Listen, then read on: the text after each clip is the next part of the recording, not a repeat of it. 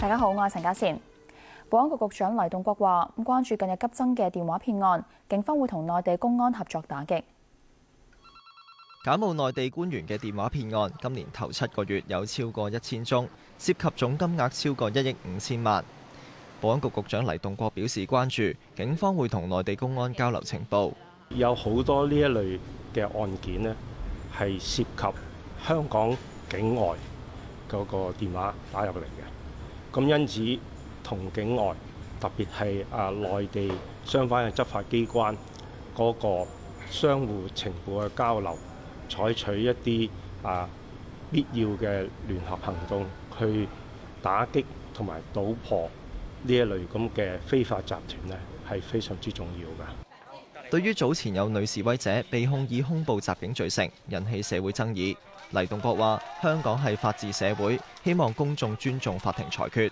法官喺法庭上聽過咗控辯雙方嘅陳詞、理據同埋所展示證據之後呢，佢作出一個裁決呢，我相信社會上任何嘅人士都必須要予以尊重。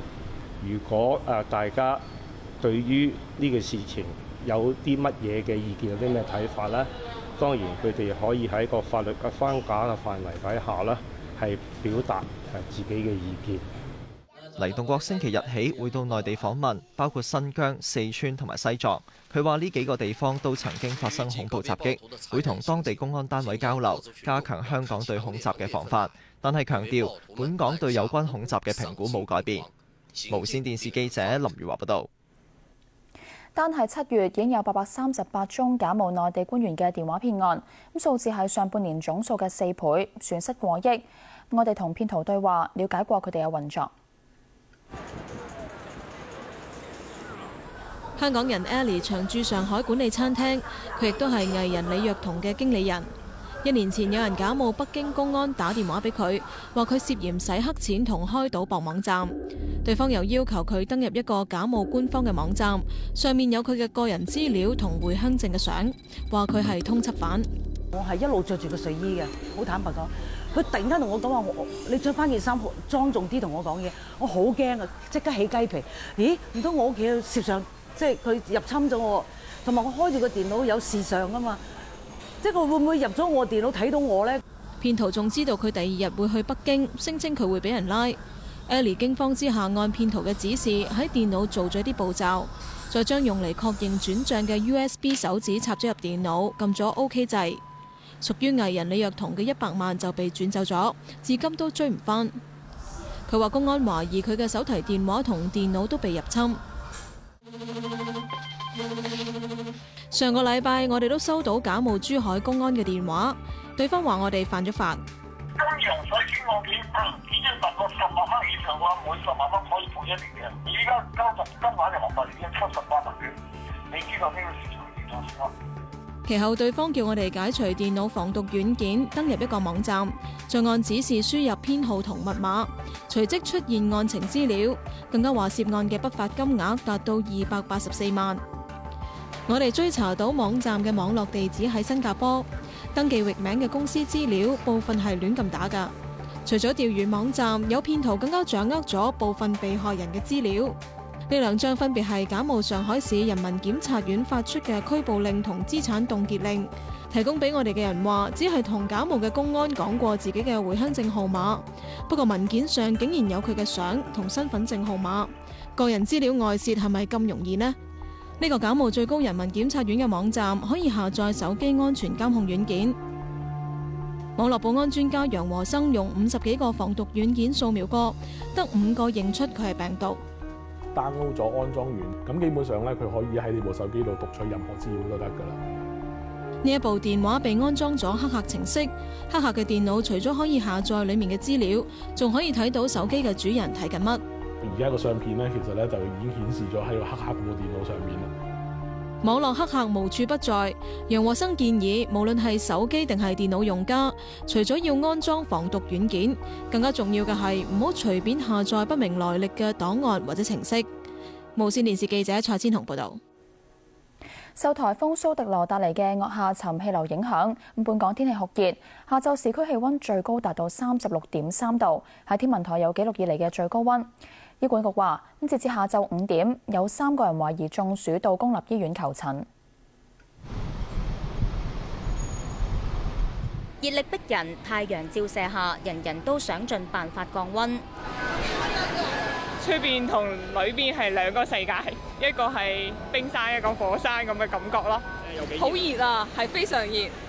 啊！有冇做啲咩去消暑㗎？有啊，嗱，嗰個風扇啦。風扇係咯，可以幫到幾多手啊？都幫到幾多，都幾涼嘅。係咯。除咗呢個之外咧，有冇？匿入商場咯。高温加上空氣悶熱，想食杯雪糕透心涼，小朋友就要快啲啦。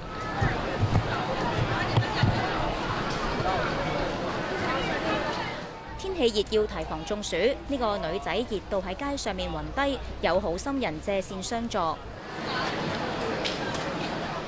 天文台喺下晝3點51分錄得市區氣温高達36.3度，分別打破3項紀錄。分別係今年最高温、有紀錄以嚟最高温嘅立秋，同埋有紀錄以嚟最高温。之前紀錄分別喺1900年同埋1990年錄得36.1度。天文台話高温主要受到風暴蘇迪羅嘅影響。就住佢個下沉氣流影響啦，咁我哋個天氣情況都比較好。咁啊陽光充足嘅情況之下呢，咁啊高温亦都會即係稍微高少少嘅。咁啊第二方面就係即係內陸嗰個地方啦，咁啊亦都係即係受住太陽個照射啦，咁温度比較高。咁我哋今日本身就比較上面就吹啲偏即係西北嘅風啦，咁就將內陸即係比較熱嘅空氣呢，亦都帶嚟我哋即係本港嘅。咁啊所以今日嗰個高温呢，就即係升到去36.3度啦。將軍澳、黃大仙、跑馬地等多區下晝更加錄得超過37度。住喺深水埗板間房嘅黃伯，房間西斜，室內亦都錄得36.6度嘅高温。風扇又有，冷氣又冇啊！熱成飆晒汗啊，點做呀？黃伯話：如果煮飯就更加熱，所以唔到黃昏都唔會返屋企。呢度嘅板間房一共有12間，走廊非常之擠迫，即使係開住把風扇，仍然係相當翳焗。黃伯話：如果要求業主加裝冷氣，又怕會增加電費，變相要加租，所以即使熱都要忍。天文台預測星期日晚同埋下個星期局部地區會有驟雨。無線電視記者黃德蘭報導。颱風蘇迪羅橫掃台灣，多縣市災情嚴重，至今造成6死4人失蹤。部分地區雨量超過1200米，超過300萬戶停電，超過1200毫米，超過300萬戶係停電。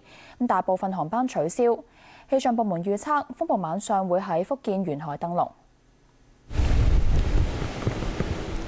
蘇迪羅中午移入台灣海峽之後，暴風圈繼續影響台灣大部分地區。所有人都驚呼，簡直是嚇！喺台南有3層樓高嘅巨型招牌冧咗落嚟，彰化有鐵皮屋頂被掀起，飛到幾十米外，壓毀多架汽車。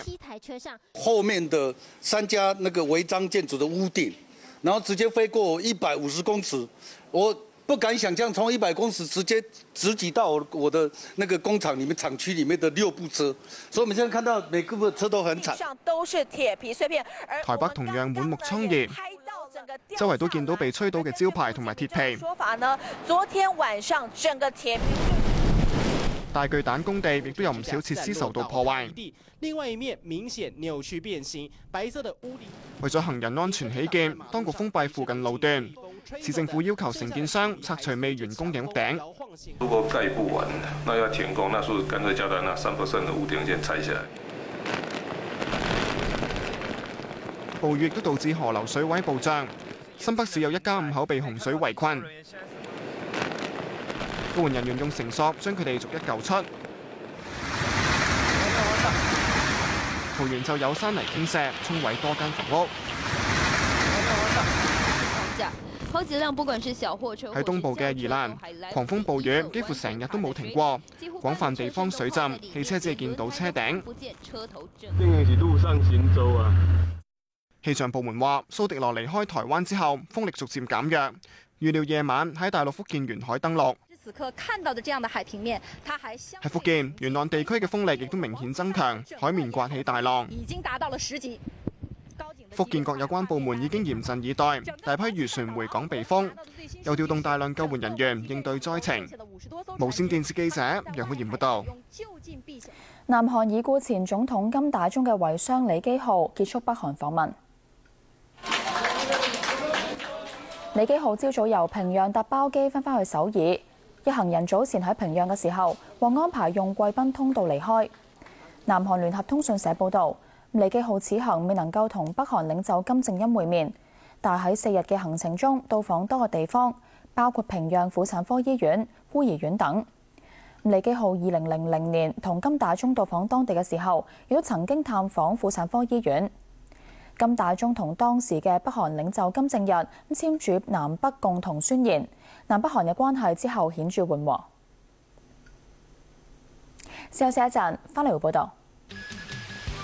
港大校長馬斐森話，如果衝擊校委會會議涉及刑事成分，會考慮報警。